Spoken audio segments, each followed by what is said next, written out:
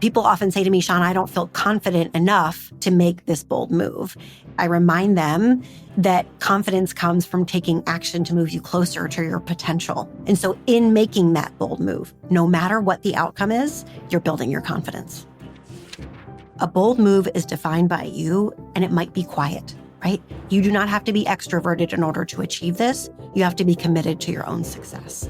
You don't have to wait till the end for a celebration. You need to celebrate the progress along the way in order to be motivated to keep going.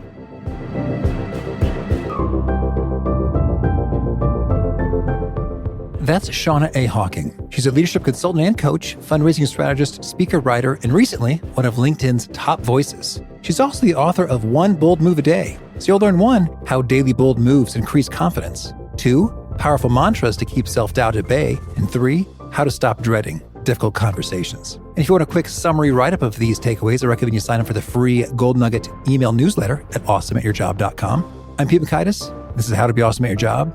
And now, here's Shanna. Shanna, welcome. Pete, I'm so glad to be here together with you.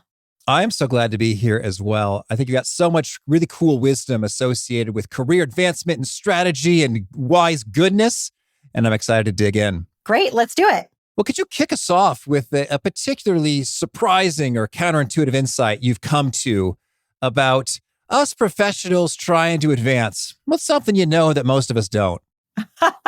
Well, I'd like to believe that my job is to bring out things that people already know about themselves and maybe just need that encouragement. So I think people need a reminder that they belong exactly where they are. We get to the table, the role, the seat, whatever it is, and then we start to think that maybe we didn't belong there in the first place because it's new and it's challenging us. So I think the reminder I want to give is that you belong exactly where you are and you're meant to be there right now and your voice is important. That's very encouraging and hopeful. And I'm curious to hear what happens if we don't have that message in our hearts and minds and we think something is amiss. What are the implications for us in terms of how we show up and advance or fail to advance in career? Well, I think first, it's very important to say that most everyone feels this feeling when they're in that role. It's very normal. And so if that's something that you're experiencing, you're okay. You're still in the right place. I think what happens if we don't hear that voice of encouragement or that peer mentor or mentor to support us, we start to let that voice become much bigger than our expertise and our initiative. And we miss a chance to shine, to share ideas, to add value. And then really we're missing out, but so is our workplace. Okay.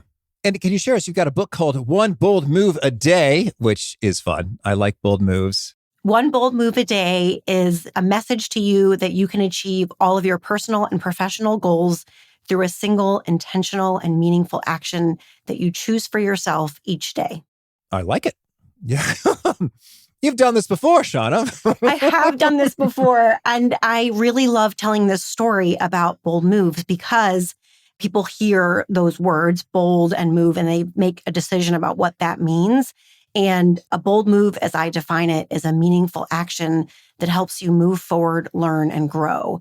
And with that mindset, you can see how this is attainable for you and worth trying. I like it. And it also feels manageable and yet also meaningful and potentially transformative when strung together over many days in consecutive sequence. Could you share with us a cool story so we can get a taste for what exactly is the transformation that might be in store for us if we do one bold move a day? Sure. Well, I was delivering a workshop at a university this week, and I had been on campus with this team before. And at the break, someone came over to me and she said, Shanna, I had been waiting to tell you that I made my bold move. And for her, there had been something she had been reluctant to do. I mean, every one of us has that thing on our to-do list that we need to do or want to do, but we feel hesitant for whatever reason. Maybe we're anticipating a negative outcome, or maybe we're unsure if we have the capacity to do it, or we just really put it aside because it's not our favorite thing to do. And so she used this framework as the motivation to do the thing that had been on her to-do list for a very long time. And after she learned it, she felt compelled to make that bold move the next day. And it was really meaningful for me to hear that story in real time from her, because I think it's important for us to realize that a bold move can be the big billboard moment in our career and in our life, or it could be just that thing on your to-do list that you need to move forward. Okay. Well, can you tell us what was that thing and what happened as a result of doing it? Sure. So for her, she needed to reach out to someone to have a conversation. And I think we often think about these as difficult conversations. And so when we put that kind of language on the anticipatory feelings about the conversation, we create these self-doubt and worry in our mind that it might not go well. And the Bold Move framework reminds us that it's an opportunity to grow and learn from it. And so I like to redefine this as an important conversation to have. And when she was able to do that, she was able to move forward a project that had been stuck because she put herself out there and followed through. And even if it hadn't gone the way that she wanted, she would have learned something from that experience. I love that example so much in terms of reaching out to someone to have a conversation that you've put off. And I'm thinking there have been times in my life I could think of, there were 2 key emails. And I thought, oh, you know what? If I could set up a partnership with this person, that could just be so huge. And I thought, oh, but he's such a big deal. I don't know. And like, why would he pay attention to little me? And, well, hey, it can't hurt. And so I put it off. And then I did. And that led to literally a partnership with thousands of hours of coaching and then hundreds of thousands of dollars in revenue. And I almost didn't do it because I got scared or thinking to myself, oh, no, it's not going to go anywhere. Why bother? Or getting too perfectionistic with it. It's like, okay, this could be huge. So I really got to make sure this message is the most amazing thing ever. But then, but now it's too long. No one wants to look at that wall of text. And so back and forth. And yet that was massive. And then another time I read an article about someone who had a cool business in the Wall Street Journal. And I was like, we could help you guys with that. And so I thought, I don't know, this guy's, founder, CEO of $1 billion company. He's probably going to ignore his messages, but it's the same thing. You think I would have learned my lesson, but over a decade later, I guess I forgot. It's like, let's just go ahead and do this thing. And then 14 minutes later, it's like, we should talk to our VP of whatever. And so we got the meeting and hopefully that works out. But I like what you're saying. There's like one bold move a day that is attainable. Writing a tricky email or reaching out to someone that you kind of been a little skittish about or procrastinating can really be transformative in terms of the doors that it opens up. Yes. And I love both of those examples. Do you happen to remember, Pete, what motivated you to do that most recent bold move that you told us about? Well, it's funny. It's really silly and idiosyncratic, but I'll share it with you anyway. I was fascinated by Kalshi.com, in which they gained regulatory approval to enable people to essentially bet on the election. And I was like, wow, this website is so fascinating. There's all these things that you could bet on. Everyone be very careful. Don't get carried away. And so I was getting carried away in terms of like, you could bet on the weather. And I was like, oh, well, how could I get an informational edge about the weather? Where are some personal weather stations I could access that other people don't know about? And so I was kind of getting obsessive about this. And I came to realize, Pete, even if you like clean up on betting on the weather, you'll be so much better off just spending that time obsessing about and figuring out stuff to make your businesses work better. So I was having a conversation with one of the executives and I said, hey, so knowing me and my strengths, like what should I be obsessing on that can improve our business? And that's not the weather because this is not really healthy or valuable. And she's like, well, how about partnerships? I was like, I read something about partnerships and I had this idea. Let's go ahead and do that. So it was sort of sharing that with someone else. And I guess maybe there's a little bit of vulnerability there too. It's like, I realize I've been wasting my time in life. You tell me how I might spend it better. And that kind of brought the idea right back up to the surface. Well, I think what's so interesting about the way that you did this is that sometimes we go down a path. We don't even know we're going down this path, maybe too far or wherever we are. And the power of having someone in community with us to offer reflection or insight about either a different path we need to go down or a different way to look at that path. And I think that that's really true of bold moves. People may never know that the bold moves that we make unless we share them. And there's a lot of power in doing this together with others that you care about and care about you. Well, so can you help us think a little bit more about these bold moves? It seems like one category might be reach out to somebody or do the thing you've been procrastinating. Can you share with us any other guiding lights or shortcuts, which might suggest here's a likely valuable bold move for you? I would say that it could be sharing your idea in a meeting or giving difficult feedback to your boss or another senior leader when you have a different perspective that's important to share. Connecting and meeting with your mentor is a bold move, whether that's a peer mentor or an aspirational leader that you'd like to be more about.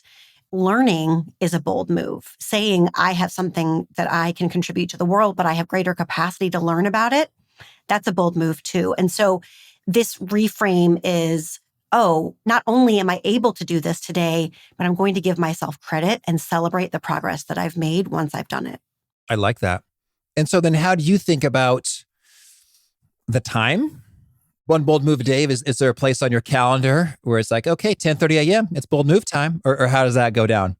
Well, I'm not quite as formal as that because I really think that once you adopt this practice, there is the idea that you have to open up those doors to make them happen. And if that works for you to say at 10:30, I'm going to do this, that's great. Over time, you're going to see doors open. And the question is, are you going to walk through it? And so what I mean by this is you're in a networking conversation with somebody at a conference or a work gathering, and they say something that you think, should I add this comment? Should I ask more about this? And that momentary decision that you are considering and the choice that you make accompanied with it is potentially your bold move of the day. So you can't plan that that's going to happen at 10:30, but you can say, when I walk into this networking gathering at this conference, I'm going to walk up to someone and talk to them, first bold move, and maybe I'm going to ask them a question about something that interests me that they might want to share more about. And there's a second bold move of the day. That's really cool. And one of the top things our listeners say they want to improve on is confidence. And confidence is tricky because that could mean that could be one of several very specific things. But if we were to generalize a bit, it would seem that continually doing these bold moves is probably one of the top practices for growing a general sense of confidence, self-belief, self-efficacy. Hey, I can do some things here. So well said. People often say to me, Shanna, I don't feel confident enough to make this bold move. And just like you've said, I remind them that confidence comes from taking action to move you closer to your potential.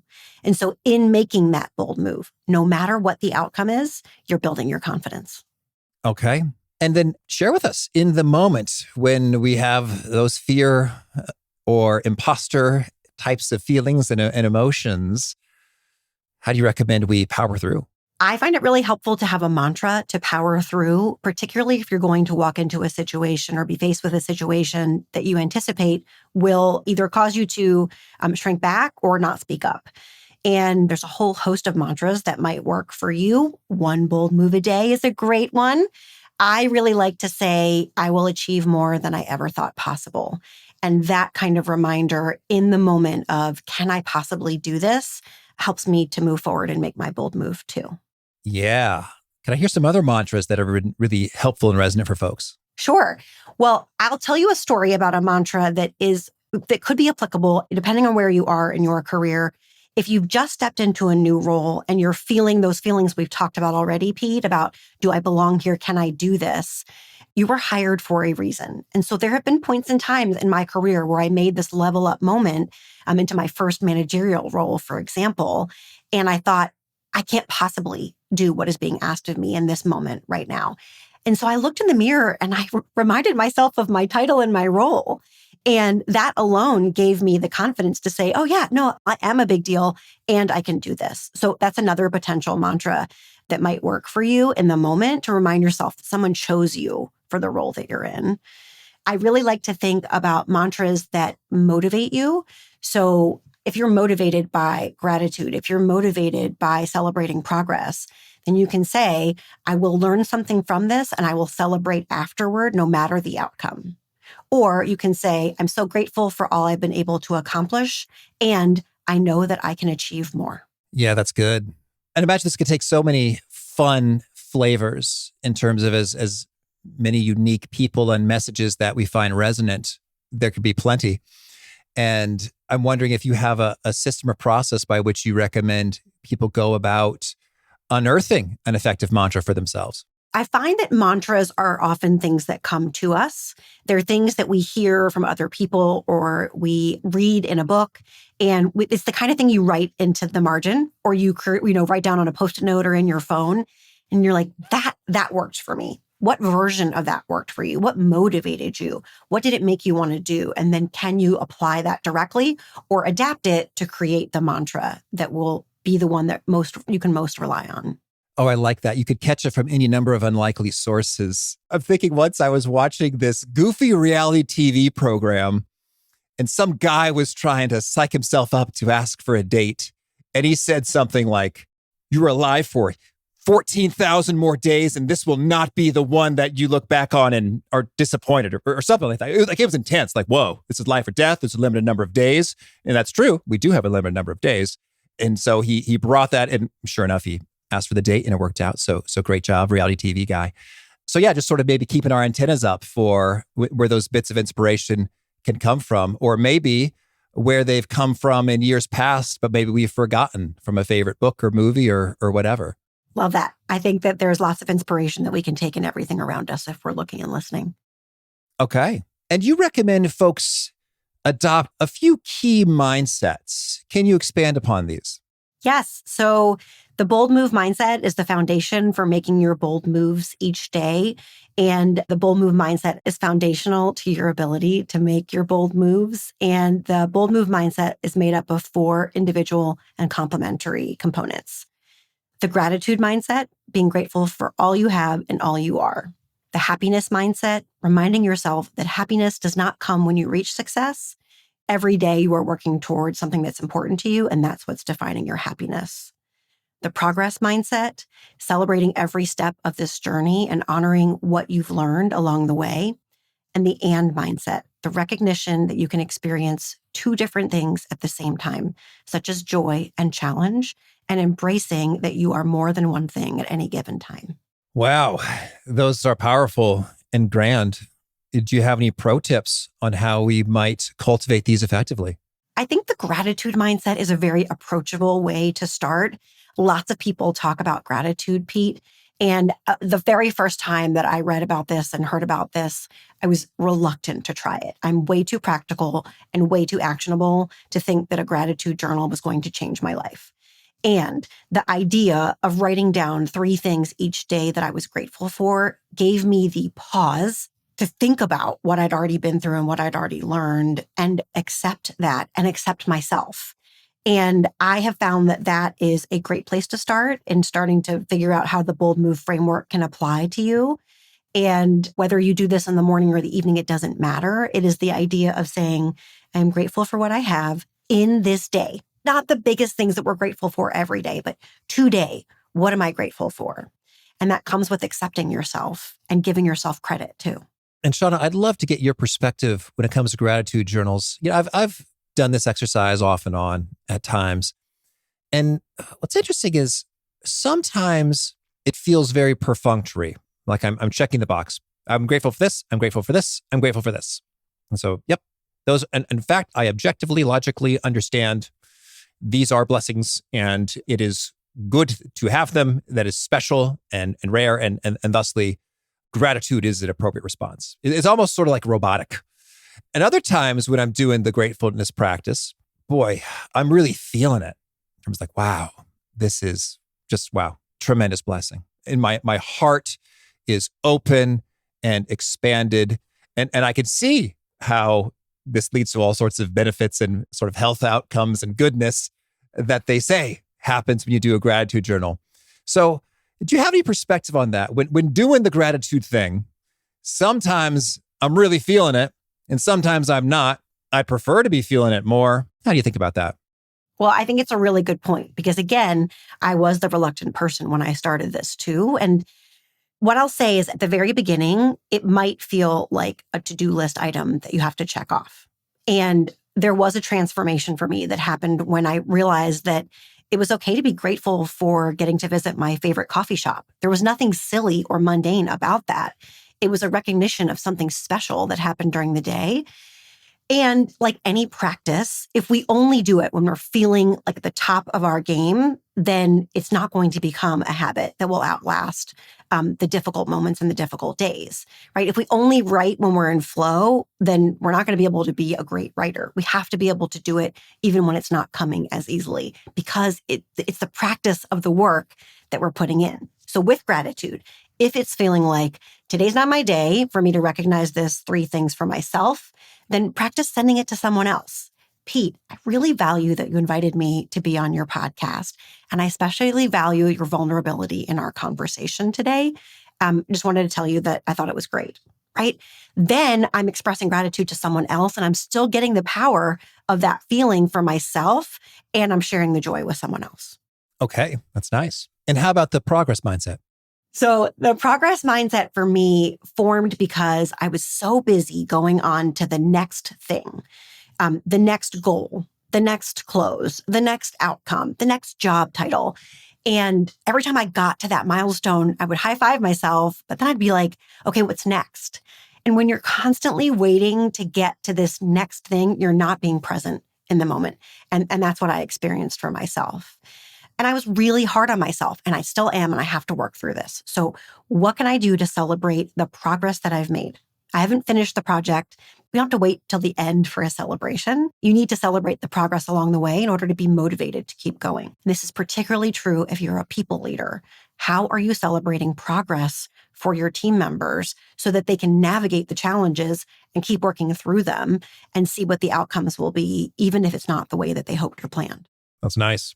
And tell us, when it comes to team leading, one bold move I've discovered is the bold move of letting go of some things and asking another colleague to take it on.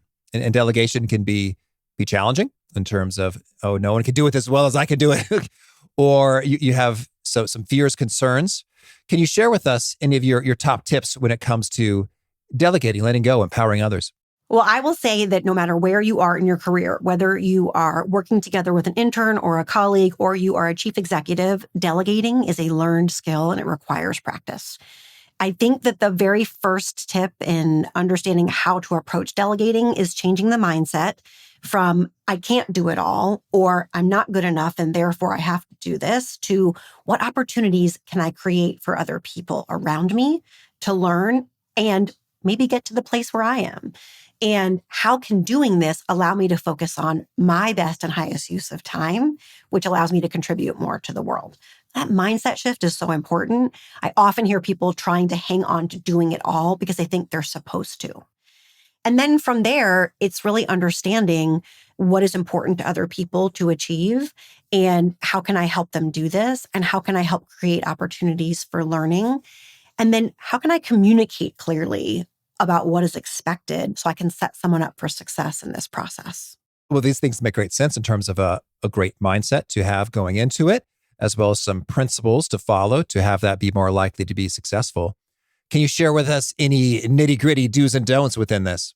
Absolutely. The first thing to know is that if you're going to delegate something to someone, you cannot micromanage them throughout the whole process if you want this to be successful for you or for them. So in the beginning, it might take an extra 10 minutes or 15 minutes to say, here's where the outcome is that we're working toward. Here's how frequently we're going to talk about progress. Here's how you can reach me when you have questions. And we'll look forward to seeing how this goes along the way. But if you say, here's the project, I want you to work on it. And then every couple of days, you're like, how's it going with this? What's happening with this? Where are we with this? What you're saying to someone is, unintentionally, I don't trust you. I don't believe that you have the capacity to do this on your own. So having that conversation up front gives clarity to all roles of people who are involved. Okay. The other thing is, it doesn't mean you're letting go of everything entirely, especially if you're a people leader or if you're delegating a project to an intern. You are responsible for that outcome too. And so that clear communication just creates more clarity for everybody who's involved in the process. And then you can experience a different kind of pride too in seeing someone that you're working with being able to achieve something and feel good about it for themselves. I think that's really where growth comes as a leader. Okay. Well, zooming out, tell me, Shanna, any other key things that make all the difference when it comes to career advancement and wisely navigating things? Something I often encourage people to consider is how to lead from where you are. I fundamentally believe that everyone is a leader. Your leadership is not about your title or your authority. It's the energy and purpose by which you lead yourself and serve others each day. So no matter where you are on the org chart, you have both an opportunity and a responsibility to lead in the workplace. Well, any final things you want to make sure to mention before we hear about some of your favorite things? As you are starting on this bold move journey, as I call it, a bold move can be quiet. When you're talking to two people like us, Pete, right? You and I make a living by being out in public and doing a lot of things to encourage others. And it might seem like, well, that's great for Shanna and Pete. So a bold move is defined by you, and it might be quiet, right? You do not have to be extroverted in order to achieve this. You have to be committed to your own success. And I hope that that's the encouragement to get started on this journey. Big thanks to Shanna for sharing her wisdom with us. And big thanks to our sponsors. Check them out.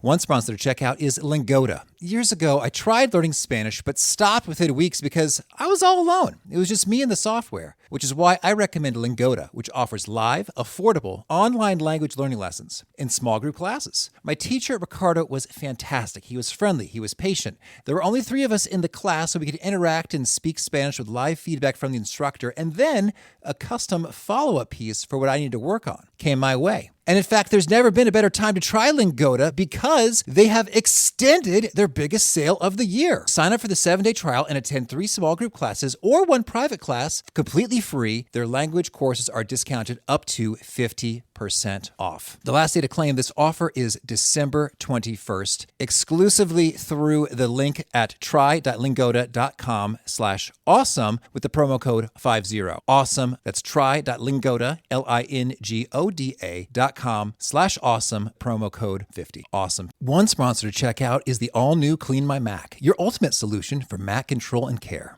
Clean My Mac is notarized by Apple and meticulously crafted by MacPaw, a leading Mac OS and iOS software development company. I have personally used and loved Clean My Mac for over a decade, and the new Clean My Mac has evolved beyond cleaning to overall care for your Mac. Clean My Mac has a sleek, user-friendly dashboard that quickly, beautifully lets me free up space, remove junk and malware, accelerate computer speed, and improve battery life. Whenever I run Clean My Mac, I genuinely feel a sense of refreshment, as though I had tidied up my desk or office, even though it's just my digital space that's being decluttered and I barely have to lift a finger. So get tidy with Clean My Mac your way. Clean My Mac is available for purchase on the MacPaw website, Mac App Store, and Set App. They offer a 7-day free trial, and you can use my promo code BEAWESOME, that's BEAWESOME, for 10% off any Clean My Mac subscription plan. One sponsor to check out is Jenny Kane. The holiday season is officially upon us, and Jenny Kane is a top destination for the very best of all things festive and gifting. They've got a handy gift guide that makes it oh so easy to check off everyone on your list. Jenny Kane has luxurious cashmere pieces, such as my all-time favorite hoodie that I am wearing right now as I record this, and tasteful homeware pieces, such as their legendary candles. Their coats are also super adorable and cozy and a great answer to the cold temperatures approaching. Finally, check out Jenny's Edits, which provides favorites under $250 and lists out handy gift-giving categories. For a limited time, How to Be Awesome at Your Job listeners get 15% off your first order when you use the code AWESOME15 at checkout. Now that's on top of their 10% rewards back rewards program. So to get 15% off your first order, visit JENNIKAYNE, JennyKane.com, and use the promo code AWESOME15 at checkout. Well, now could you share a favorite quote, something you find inspiring? Luck is when preparation meets opportunity. And a favorite study or experiment or bit of research? So I will share with you that the research study I'm talking about most frequently recently is about your team's collective strengths. So the study came out last year, and what it's showing is that when you identify individual strengths and talk about how to leverage those strengths collectively and trust each other's strengths in the workplace, you can create a high-performing team. Okay. Do we know how to do that or how to not do that?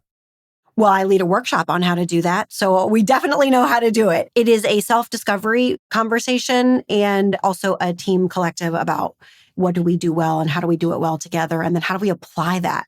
You can think about this in terms of a project.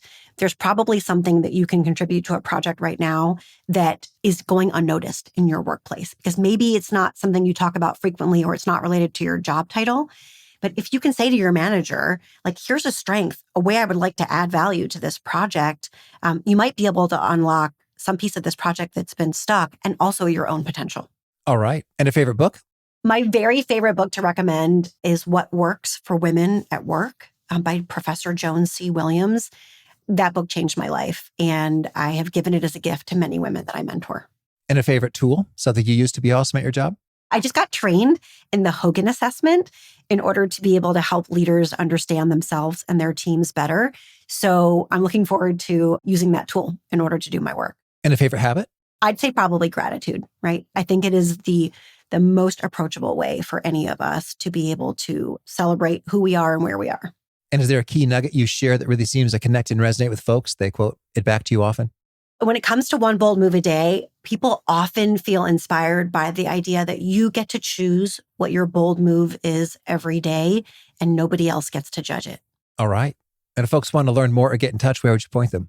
I'd love to connect with you on LinkedIn, where I share a lot of leadership insights. And also I send out a weekly newsletter, which you can find on my website, shannahocking.com. And you have a final challenge or call to action for folks looking to be awesome at their jobs? Well, Pete, I think we're going to challenge people to make their one bold move a day, because it will make the world a better place and it will help them to be the best version of themselves. All right, Shanna, thank you for this, and I wish you many lovely, bold moves. Thank you, and back to you.